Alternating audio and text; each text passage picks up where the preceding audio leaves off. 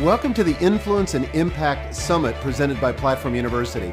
Know that your story matters and that you have a message that the world needs to hear. You can get your message to the end user now so much easier. It can't just be about you.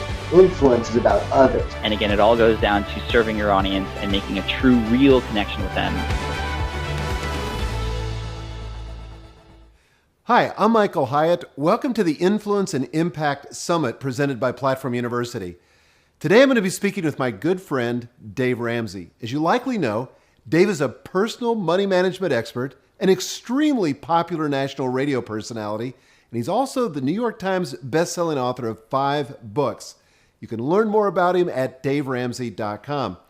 I wanted to speak with Dave because he can help you increase your influence and impact by sharing some of his insights in building a platform that literally reaches millions upon millions of people in a profoundly impactful way. Dave, it's great to have you here with us. Let's get started. So let's talk about what you've accomplished. 5 best-selling books that have sold over 10 million copies collectively, a radio show that reaches more than 8.5 million people a week on 550 different stations, 1 million people who have attended your live events. And most people might look at your life and think, he was born with a silver spoon in his mouth, or he just accomplished this overnight. But I know this goes back to a card table in your living room, maybe 20 years ago or so. Could you take us back there and just tell us how you got started? Yeah, you work your butt off for 25 years, you're an overnight success, right? Yeah. Exactly. Oh, my goodness. Well, we started in, doing one-on-one financial coaching after going broke, losing everything. And so I didn't have the money for an office or a desk. So we literally had a card table. And then I got one of those like cheap pressboard folding tables, the metal ones, like a lunchroom table, yeah. And I had that for the computers, and the card table was like my personal desk. So, yeah, and the kids were all tiny, running around in the, crawling around on the floor and that kind of stuff. And so hard to make a phone call to New York in the middle of that. But that's how we started doing one-on-one coaching, and started to do speak anywhere anybody would let me speak for free, because no one would certainly pay me at that point. So what, in your wildest dreams, where did you think it might go at that time? We were teaching people how to get out of debt. Yeah. So it's not like it's a small market. Right. I mean, me and Jenny Craig, we got a big job. So, it's a lot to do. So, I knew the market was huge as a young entrepreneur. I could see that it could be huge. So you dream about it being something big, but it's so that, from such humble beginnings, to see a big dream, there's not much clarity. It's kind of up in the clouds. So it's real fuzzy, but there's a sense that it can be big. But man, we had no idea how much work it was going to be. Wow, I'll bet. A lot of work. So did you dream of speaking on big stages, or did you even think about a radio show at that point? Or was it just having more coaching clients or more clients that you could help get out of debt? Every time we started an element, we could see that element could be big. And so if I go to the Rotary Club and I speak with the rubber chicken dinner and a bad overhead projector, and I'm, a microphone that's Peter Framptoning on you, and all that stuff, and, all that, right. You see that, but then you see the reaction of that audience, and you see there's a connection, and that nod and that lean in, and you go, yeah, if you can do that for 35, you probably do it for 350. And when you do it for 350, you think, probably 3,500. Yeah. And then when you do it for 10,000, you think, we might do it for 12,000. Wow. And it just, you see it a little bit at a time, but it's easier to see it scale once it starts working. Yeah. Tough at the beginning. What about this right here? Was that an inflection point of any kind? Well, there's lots of miniature inflection points, but this is such a small percentage today of our world that to say that it took us here, it didn't. But it was one of those things, speaking and doing the radio show. We started on a little broke radio station and launching this little self-published book called Financial Peace, and I typeset it in that living room we're talking about on.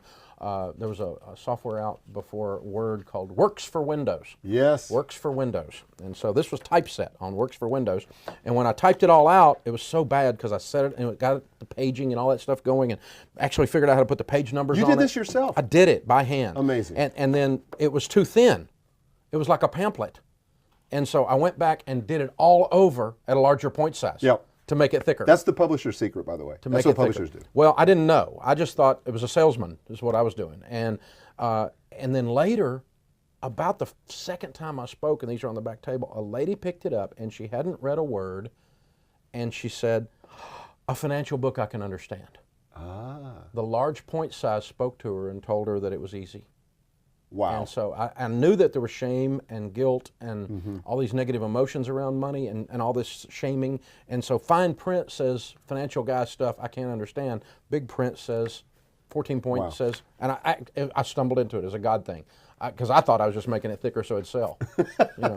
Was there a point when you had to order these the first time that it felt like, oh my gosh, I'm really putting myself out there to order all these books? Oh, it's and am I awful. going to have a garage full of them? Are they going to ever sell? Oh. How did that work? Yeah, $4.68 a piece Ouch. for the first 1,000. And what was the retail price on it? $12. Okay. And that was so it's $5,000 though. Yeah. And that was a lot of money. I was broke. Absolutely. And I a buddy of mine at church owned a print shop right down here in Franklin, on Harding Industrial Boulevard, behind the factory back I know there. where that is. And he printed them.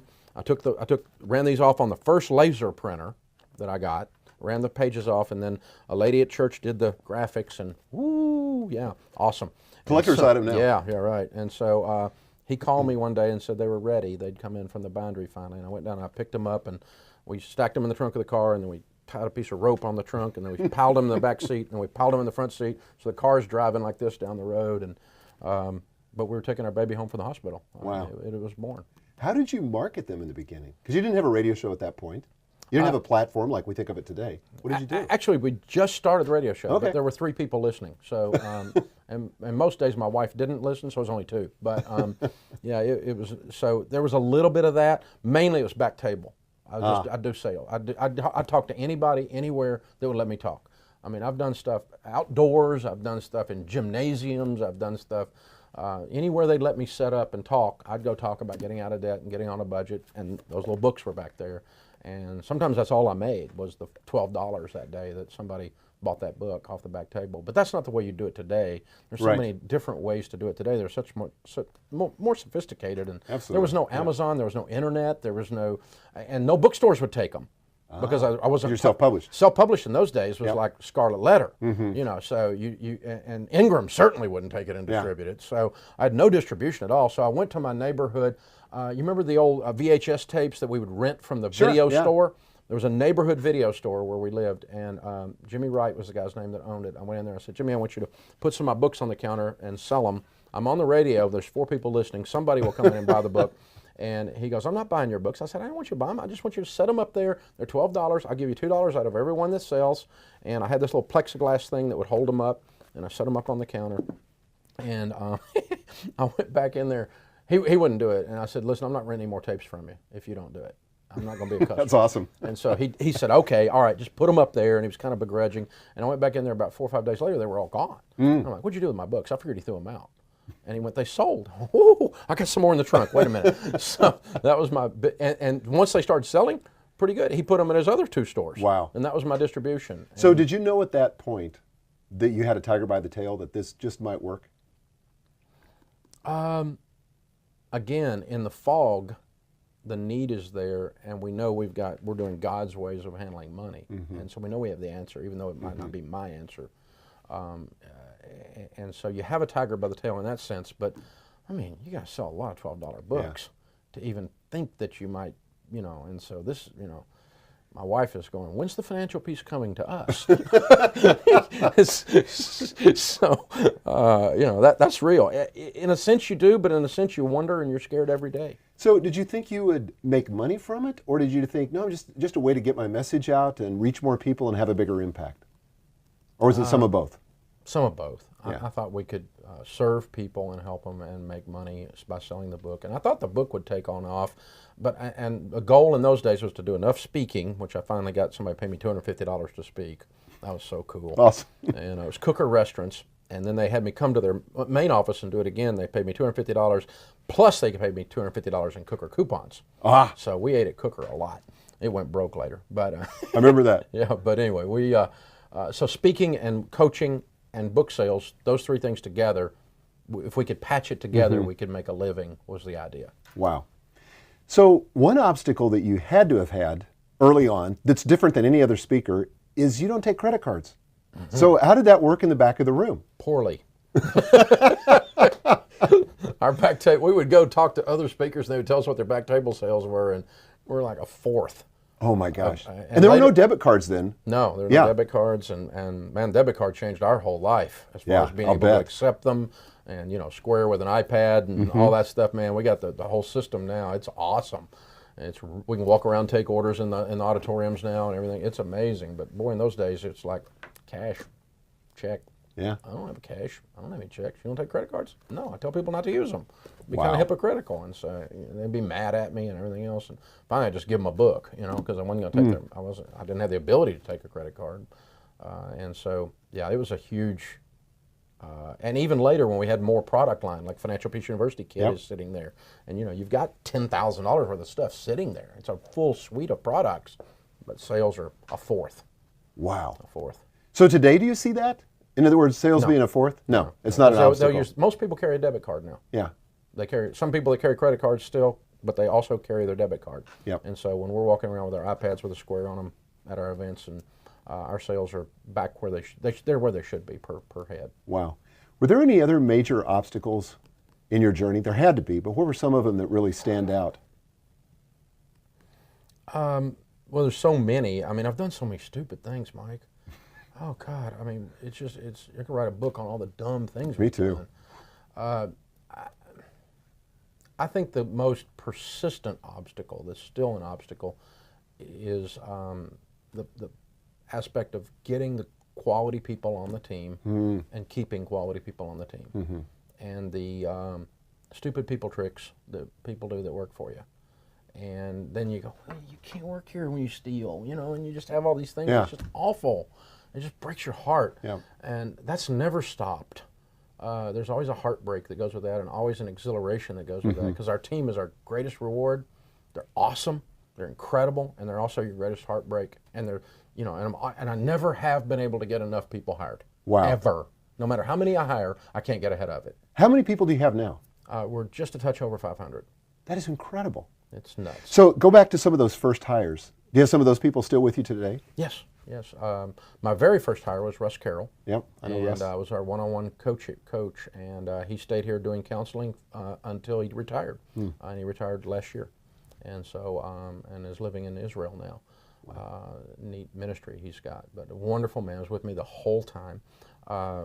Several of the other folks that are in leadership have been here 10, 15, 17 years, 18 years. We've got a lot of old-timers still here. Certainly some folks have moved on and done other things, which is rewarding, but I still have to fill those holes. And a lot of them are great friends to this day. But we've got a fair amount still hanging out with us. I think of influence and impact often is related to the initial message, but then it starts taking a team if you're going to expand that.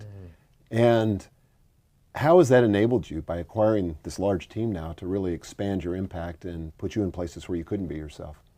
Well, to start with, so many of them now are so much smarter than I am. And they just, they know stuff I don't know. I can sit in some of these meetings, and I have to get like a translator. Wow. Because we're doing so much digital stuff, and with the the tech world and the developer world and that kind of thing, I truly don't know what they're saying sometimes. And they use a vernacular to discuss how they're making decisions and how they're processing stuff. And I'm starting to learn, agile, waterfall. I'm starting to get my hands around what some of that stuff means. Okay, I'm impressed. But I know the word now. And so, but sitting in these meetings, I feel I'm really glad I own the place, because otherwise I might get fired. These people are really smart. And so that's good, because they bring skills and knowledge to things I don't know. And then I use hillbilly wisdom to guide the thing. How do you decide in terms of your own time where you put it? Because I know there are 1,001 demands on your calendar and on your time, and you can't be at everything. And your team's probably vying for your time. They want you on this project or that project. How do you decide? It's pretty easy. I work on three things. I'm the product, or I'm working on new things as a leader, or I'm working on broken things as a leader. Things that are running fine, they're so highly delegated, I often do not know. I mean, I know the metrics, and I know the sales numbers, and I watch the reports, the one-page executive summaries and things. I watch the accounting, of course. So I know what's going on, but I don't know necessarily who's the rock star, who's the player, what's happening, because it's just working, and I let it go, because I got enough broken things and new things to work on. Yeah, cool. If you look back over your life, how you may have defined successes as a young man versus how you define it now, how would you define success today? Well, Well, I'm spending a lot of my energy on succession, legacy, next generation stuff, and it's really rewarding. It's got a different depth to it than. It's rewarding to get a single mom a book or a class that changes their life, or a young family and they save their marriage, or an old couple that gets their act together and change. That's really rewarding. That's a one-on-one, and if you do that in a digital space or distribute a book to a bookstore, you never meet them, but there's millions of people been helped that way. That's rewarding. But to watch another generation of leaders, another generation of owners, and now what we have are Ramsey personalities, these other speakers and teachers that are on our team, pick up these batons and to where they're positioned to carry it into the next generation, that gives me a lot of energy right now. I'll go do stuff right now that I wouldn't go do just for business or just for money, ever. Yeah. It's just too much work, but I'll go do it if it puts Rachel Cruz on a stage, or it puts Chris Hogan on a stage, or it helps Christy Wright with Business Boutique, or whatever it is we're working on that's fun, and I get to light their world up because I use my platform to push them into the light, and it causes me to think the next generation is going to work. Yeah, absolutely. So it sounds like success for you is no longer just about you, but it's about the message, it's about the impact you're having, and about the team. It's legacy. Yeah. Legacy. Legacy is a good word. That's really what we're aiming at a lot. And that includes succession planning, which the brand succession planning is the most intricate of that whole thing. I'll bet. There are a lot of people that are watching this Influence and Success or Impact Summit, and they're ambitious. They have a dream. They want to connect, and they want to get their message out there. If you were sitting down with them, having a cup of coffee, what would you tell them to do? I don't be real excited. This is the best time.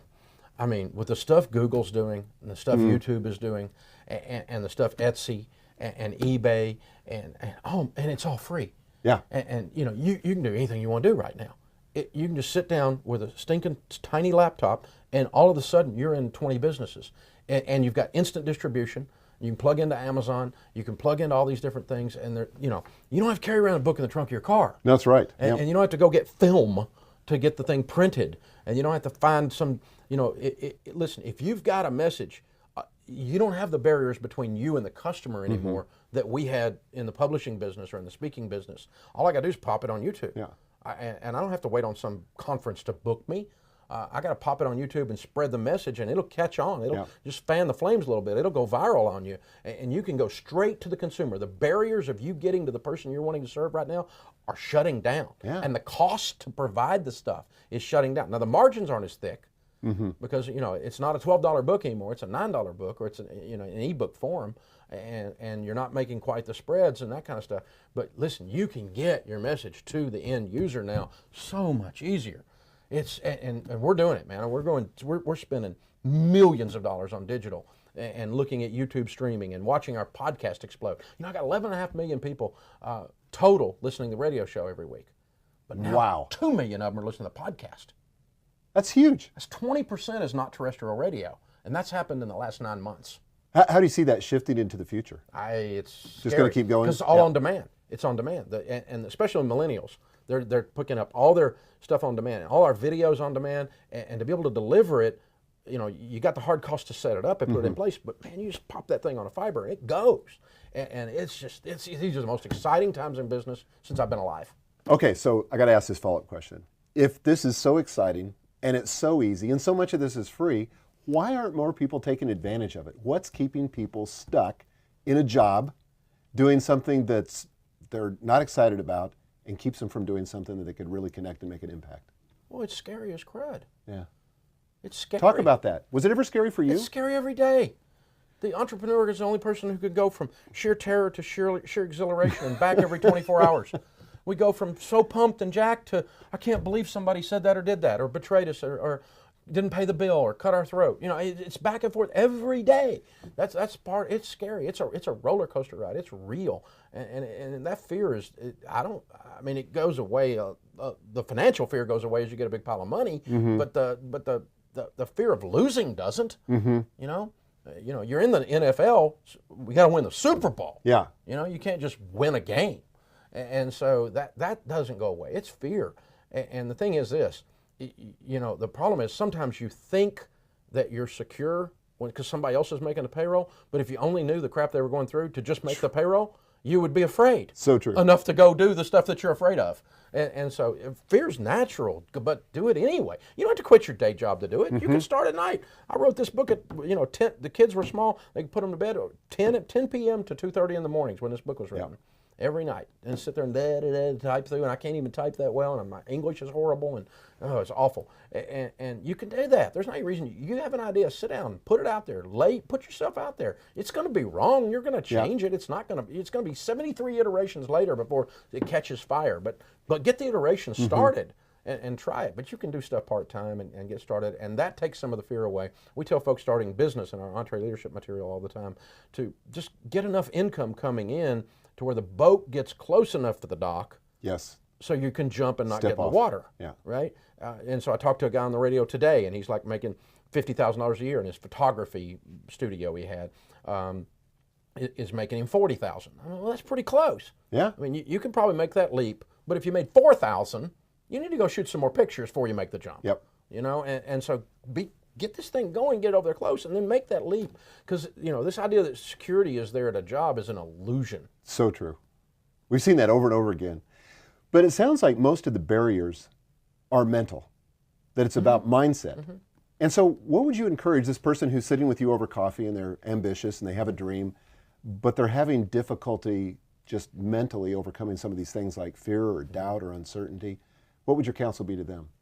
I think you can do away with it by degrees and not have to take some kind of big risk. It's not like you have to, sell all your stuff and backpack in Europe. I mean, it's not you have to give up your whole life or something. We're not going on the mission field in Africa.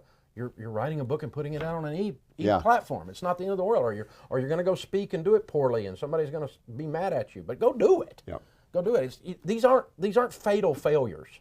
So go do some non-fatal failures, and you're going to have some successes while you're doing that are going to encourage you to take yet the next step and yet the next step and yet the next step, because you can't see the whole thing. Right. You got to keep walking towards it to be able to see it eventually. I've often found that it seems bigger and scarier when you're on the front end of it, but that once you step through it, you're going like, what was I afraid of? Yeah, it's like a term paper. I mean, in high school, I wouldn't write the term paper until last night. Then I finished writing it at 2 o'clock in the morning. Why didn't I do that 2 weeks ago? Exactly. I've been carrying this thing around on my back for a month. And why didn't I just get it done, get it over with, and jump? I feel like I discover that almost once a week now. Yeah. Today. Yeah. So what's next for you in terms of your own influence and impact? You talked about legacy. Are there any projects you're excited about? New book coming out? Something that you're really pumped about? All the books that are coming out with Ramsey personalities right now. Yeah. And so I'm excited about them. I'm excited about that too. Yeah, Chris Hogan's got one coming out in January called Retire Inspired, and we predict it will be a #1 New York Times on debut. I have no doubt. And because we know how to manipulate this platform. You do. And we will point all of the guns at that to make sure that he is now our next #1 New York Times bestseller in our stable. Rachel Cruz my daughter had one 18 months ago with Smart Money, Smart Kids, and she's got another one in the hopper. And we've got this business boutique stuff. So it's the small business space and the marriage space and the money space that we're having, and even the parenting space that we're having the most excitement about, and just starting to bring people hope in these different areas of their lives and bring them biblical concepts that solve their problems, because obviously scriptural stuff does that. It's just fun. The whole thing's fun. It is fun. I've known you for a long time, and it seems like publishing has always been a central part of what you do. What is it about publishing books? I meant to ask you this earlier, but what is it about publishing books that really enables you to have impact, establish your authority, and so forth? And do you recommend that for most people, to think about writing a book? Books keep working while you're asleep. When I go to bed at night, somebody will be opening a Total Money Makeover book because they're up in the middle of the night scared about their money. And it's working, and I'm sleeping. And you're sleeping. And they keep sending me checks too. Yeah, which is nice. Off that book, while I'm sleeping. Love that. And so once you get the silly thing done, and for me, I'm not a writer, so it's the hardest thing I do to sit down and do a book, because it's just not my nature. You're an instant writer. You just sit down and write all the time. It's easy for you. But this is. I can sit down on the radio and do it in my sleep. I can walk up onto a stage and I can vamp through an hour and a half. I don't even think anything about it. I've got enough stuff stored in my Rolodex I can speak and not have any trouble. Book is hard for me, but it's so rewarding financially, business model wise, and impact wise, because it's the gift that just keeps giving. Yeah. And the stuff we do is evergreen. So I mean, so true. Financial Peace, 1992, published by Viking in 1996. I still get royalty checks, good ones. Wow. I still get them. 2.7 million sold. It'll go over 3 million. It's not dead yet. It's still going. And that book's old, you know, and Total Money Makeover, over 5 million copies. It just keeps on going, man. It just keeps on going. And that's not bragging. It's just those things hit. And Total Money Makeover was your idea. And the cover and the idea was, and the concept was, you brought it in here to talk to me about it and made me sign an NDA before you give me the idea. I remember it. And it was a great idea. It's changed a lot of lives. So, you know, but it's the gift that keeps giving to us as a business model, financially to us, but most importantly, it can, long after I'm gone, somebody can pick that book up and read it and learn how to do a budget and change their life. It's timeless. You said something very interesting. So you've had 5 New York Times bestsellers, and you said, I'm not a writer. How can that be possible? Is that possible for somebody to be a book author without being a writer? Yeah. I think writers have a natural skill. I've got writers on my team. Yes. And when they can turn a phrase, and I'm like, that's so beautiful. How'd you do that? My mind doesn't work that way. No, my books are not literary pieces at all. They're conversational. It's like I was doing a counseling session with you and I wrote it down. That's all it is. Or like I took the radio Which is perfect. call. That's all, I know, but it works. It works, Yeah. but it's not a literary work. Right. It's Joe Everyman from Joe Everyman. That's all my stuff is. And so, but I just know how to sell. You do know that. I'm a great salesman, and I'm a great teacher, and I believe so deeply in everything we put down on one of those pages that I will fight you if you don't think it's right, and I will fight you to make sure you read that because it'll change your life, and because it's God's ways of doing stuff, and it'll rock your world if you do it. And so there's this missional piece to this, the crusade piece to this, that those things go together, and that's why the books sell. Yeah. They sell because they change lives, and because they're the truth, and because we're passionate about it. We're great marketers, not because I'm a great writer. Is the book usually the kind of the first step in getting the concept out there, and then you're going to exploit it, repurpose it, expand it in other formats? Is the book, do you see, as kind of the seminal idea? Sometimes a book is on our business model as the tip of the spear. Sometimes it's an event, and the book Really? follows. Okay. Sometimes it's a class, and the event follows. Sometimes it's a community we form. And we start hearing stuff from the community, and they teach us. And we create a tribe around something. We went, there you go. And we start pulling in the stories out of that, and we go, okay, there's truths or principles that are rising to the top here that we can do. And so most of my stuff has been the book was the tip of the spear. But for instance, Total Money Makeover was some of the same material in Financial Peace. Financial Peace, if you remember, was what to do. Yeah. Total Money Makeover was how to do it. It was the process book. And so it was not the tip of the spear. It was more of a long tail piece that ended up being not the long tail after all, but because it became the central piece. And then we did events after that. Yeah. And so a lot of my stuff has been tip of the spear book, but a lot of the stuff we're doing now is more digital. Okay. We've had an enormous impact, a lot of influence. And again, just kind of as we're bringing this interview to a close, is there any parting advice you'd want to give to somebody who desires that for themselves, to have more influence and more impact? Be ready for a lot of hard work. Yeah. It's real. It's game on every day.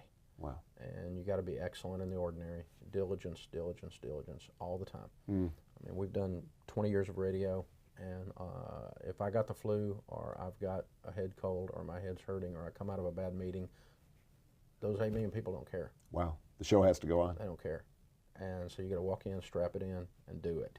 Yeah. And you got to walk up on stage when you can barely breathe, and you still got to bring it, and they got to not know it. You still got to bring it. You got to be game on.